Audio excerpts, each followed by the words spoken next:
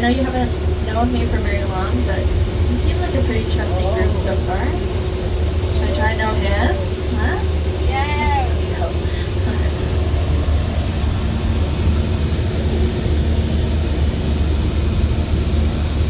So what we are going down right now is a 32% grade. So that just means that for every 100 meters we move forward, we do descend 32 meters.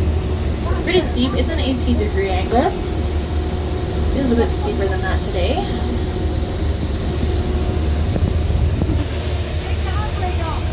Take the handbrake off? Is that what you just said?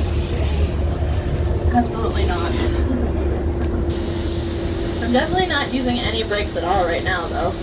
We are just moving down here. Go as fast as you can. I will tell you, when I was first learning how to drive this bus, the trainer sneaks you into neutral when you aren't looking, and then you fly down this hill. And it is because of that that I will never do it again, and why we're cruising along nice and slowly right now. It's absolutely horrifying.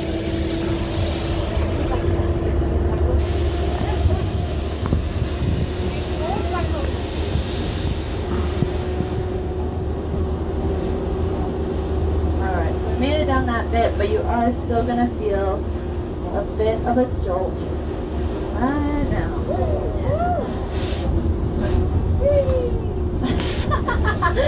Kind of like a little bit, I guess. Yeah, so by now I'm sure you've noticed those giant tires, right? They're pretty hard to miss. Hope you've seen them. Anyone have a guess as to how much they cost us? 10,000 for one? It's a good guess. Anyone else? 18. Oh, 18,001.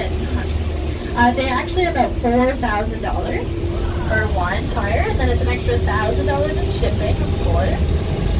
So about $5,000 a tire. And they do end up costing this entire bus $1.3 million brand new. That's how much this bus costs.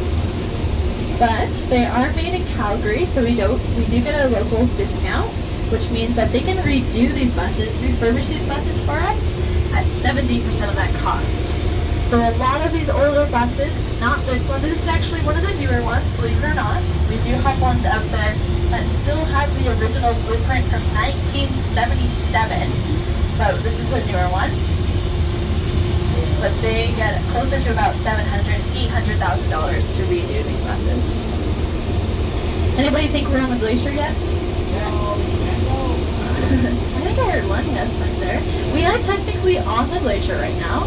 What we're on is another type of moraine. It's called the ice core moraine.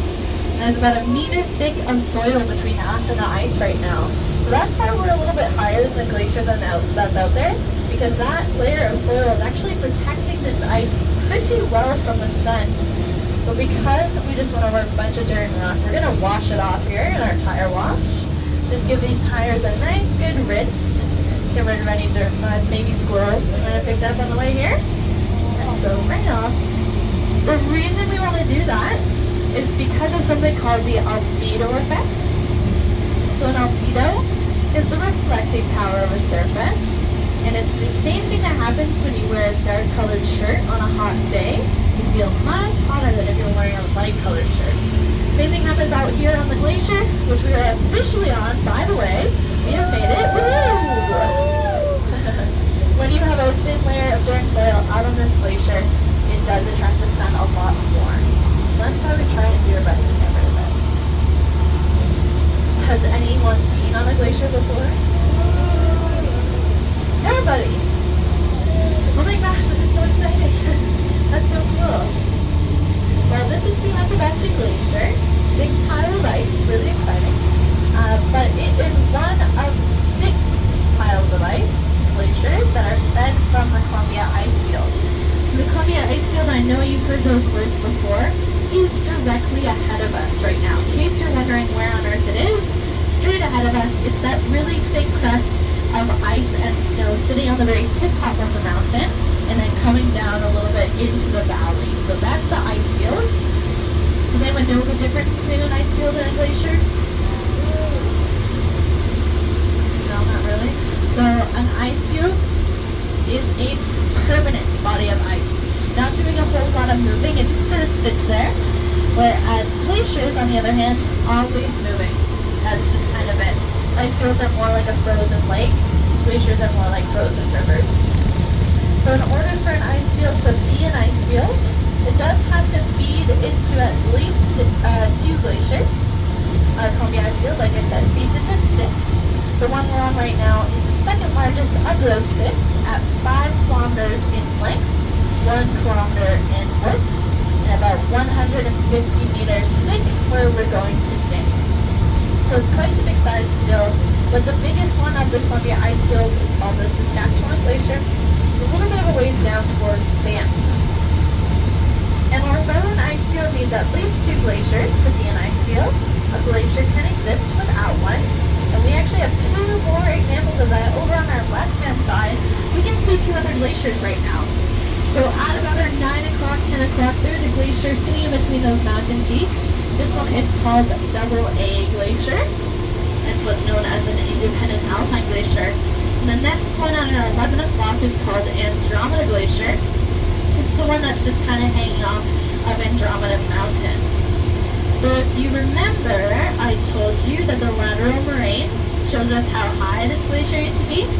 If you still are looking out the left-hand side, you can see a ridge line going along the middle of these mountains. That's the lateral moraine. So you can see by the way that this one used to be up there, these 2 glaciers on our left used to attach to the one we're on right now, but of course are now just completely on their own up there. And because they're tucked in so nicely in between those mountain peaks, they definitely don't recede as much as the one we're on right now. However, today, straight ahead of us towards the Columbia Ice Field, there have been chunks falling off of the side of the mountain. So when you are out there, have a peek around, see if you can see any falling ice today. It's a great day for it, nice and hot, not too much wind. But if you are getting off the bus today, I just have to tell you about some of the hazards. So glaciers are full of hazards. As you might already have guessed, there are sometimes big cracks in the ice, sometimes big holes in the ice. So because of that, there is a nice boundary out there set out for you guys. So if you can please do your best to stay within that boundary, that way we know that you are completely safe. And a perfect example of what not to do is what this lady is doing out in front of us here. She is wandering completely on her own behind the buses, which is absolutely not a good idea. These buses are really big, and if somebody was backing up right now, they probably wouldn't be able to see her.